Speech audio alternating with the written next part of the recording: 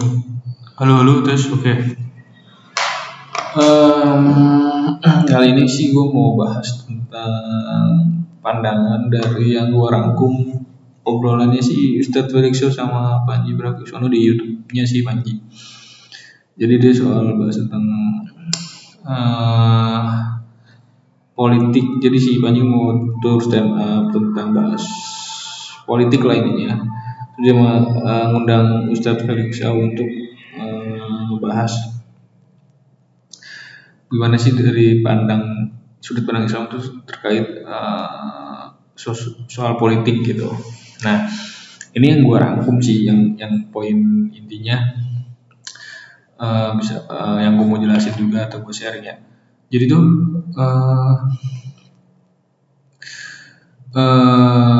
di agama Islam khususnya ini gue ngurus agama, tapi gue sebenarnya Islam ya, bisa ini Islam ya. Islam, oke.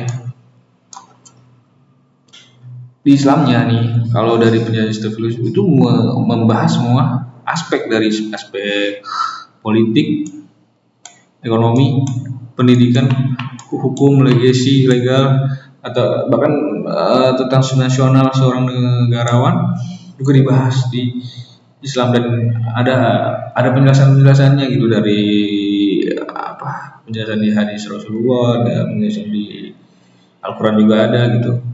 Jadi sangat kompleks dan sangat, ini udah aturan pakem lah.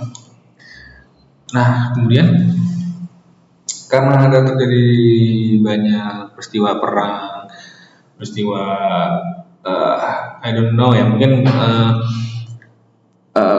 haus kekuasaan, haus keserakahan lah. Akhirnya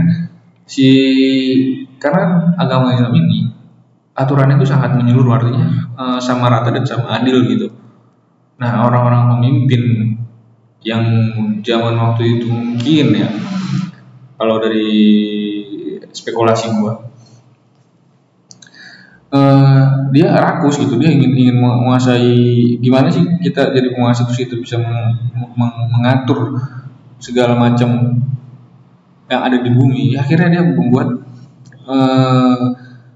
membuat suatu hal sistem yang ingin dihilangin nih, sistem ini yang menyeluruh ini kita ganti. Gimana yang kita harus ganti nih dengan sistemnya dia gitu. Akhirnya muncullah sekuler ini, yaitu beranggapan bahwa agama ini hanya membahas ini aja nih, syariat, hanya ngebahas ibadah, hanya ngebahas kenabian, hanya ngebahas budi pekerti, jangan ngebahas ini nggak dibolehin.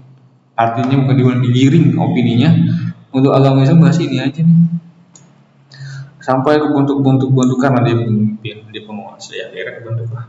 Cuman kan dia pasti bingung kan, artinya saat sistem semua ini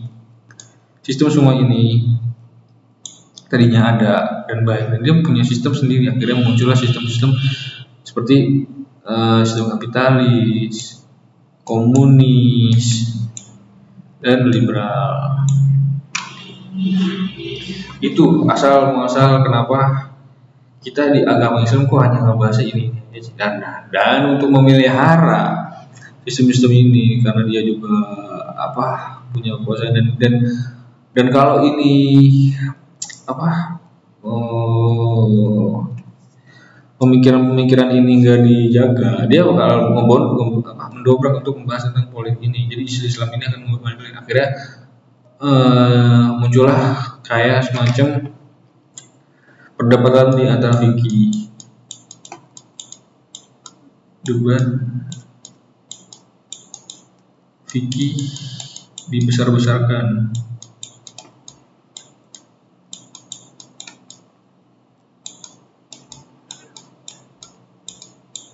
Nah, kemudian debat akidah kayak aliran Sunni, Syiah juga dibesarkan. Untuk apa? Untuk ya sistem ini berjalan terus, dan ini sistem ini terus. Jangan sampai umat Islam paham kalau agamanya dia itu udah paten banget nih, aturannya sangat adil, sangat bijaksana, tidak ada keserakahan yang tidak ada apa ya, maksudnya tidak ada aturan yang ngedorong atau bahkan kalau yang serakah bisa kena hukumannya, karena memang harus dibagi rata, bukan dibagi, diatur sesuai adil-adilnya. Di aturan Islam ini banyak gitu. Nah, eh, karena si orang yang penguasa ini sangat jago juga ya dalam artian, ya akhirnya ulama-ulama kita juga jadi terpecah. Jadi eh, dari sini ulama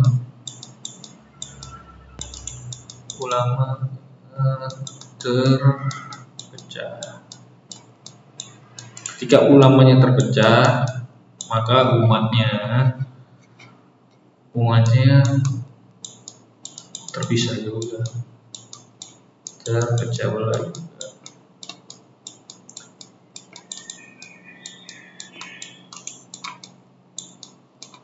Nah, di YouTube itu juga Ustaz Rekso bilang ulama kita sendiri belum bersatu, masih terpecah-pecah. Makanya sulit dia untuk melawan sistem yang padahal sama-sama kita merasakan faedahnya. Dan pada akhirnya kita sekarang pun di era sekarang udah mulai yang kaya makin kaya, yang miskin dan kaum menengah yang sekarang di tengah-tengah menurun dia menjadi menuju kemiskinan. Karena ya yang kayanya ini udah pakai sistem ini, kita juga mau lawan nggak bisa, karena ini sistemnya benar-benar sistem bobrok banget. Ini sistem nggak bagus banget, nggak ada titik terang adilnya gitu. Mungkin kalau lu di posisinya yang kaya raya lu bakal seneng sama posisi, tapi kalau posisi lu menengah atau lu miskin lu sangat sedih. Nah, di posisi itu juga bilang si Ustaz itu selalu berdoa, doa dia cuma satu, dia minta umat Islam bersatu, ulama-ulama bersatu, karena saat ulama bersatu dia yakin banget sistem-sistem ini hilang di negara Indonesia khususnya. Maksudnya bukan negara Indonesia sih, kayak lama-kelamaan sistem pemerintah itu bakal mau mengikuti apa ya yang ada di agama Islam, sedangkan di agama Islam itu masih dicondong sebagai ekstremis, negara akan menjadi negara Islam yang teroris. Padahal orang banyak kok ini tentang politiknya yang adil gimana, ekonominya yang fair gimana, pendidikan yang bagus untuk keberkembangannya sebuah peradaban di negara, hukumannya juga yang benar-benar nggak tumpul ke atas gitu. Jadi disampaikan ke maksud Rasul di situ, ya dia pengen umat Islam bersatu. Nah caranya itu ya di pendidikan. Sedangkan di negara kita pendidikan ini sangat dikesampingkan. Saya nggak tahu deh karena apa. Ya mungkin karena itu tadi, bahkan waktu zamannya Belanda aja juga dia nggak mau masyarakat Indonesia itu pintar, karena orang-orang pintar akan melawan sebuah kekejaman atau sebuah ketidakadilan. Nah, kita ini kan era sekarang juga digital udah oke ya, walaupun memang baik algoritma ya. Saya rasa, gua rasa sih bisalah Indonesia itu banyak orang-orang kayak Ustaz Ferikso juga sih, walaupun memang yang lagi sholat, cuman secara underground atau yang bisa terlihat di publik mungkin masih banyak yang jalan, dan gue yakin bisa untuk umat Islam bersatu. Apalagi gue baru nonton soal propaganda Iran yang dibilang Syiah itu musuh Sunni. Nah itu juga sama propaganda orang-orang sekunder ini yang tidak senang ketika Islam bersatu gitu. Ya semoga dengan seiringnya waktu bisa bersatunya umat dan menjadi negara yang lebih baik dan sejahtera dan berkeadilan. Itu aja sih yang mau bahas. Nggak ada tambahan lagi. Mungkin next gue akan bikin video lagi untuk membahas tentang yang menurut gue menarik untuk dibahas. Dan ini sebenarnya buat simpanan tentang pembahasan gue aja sih.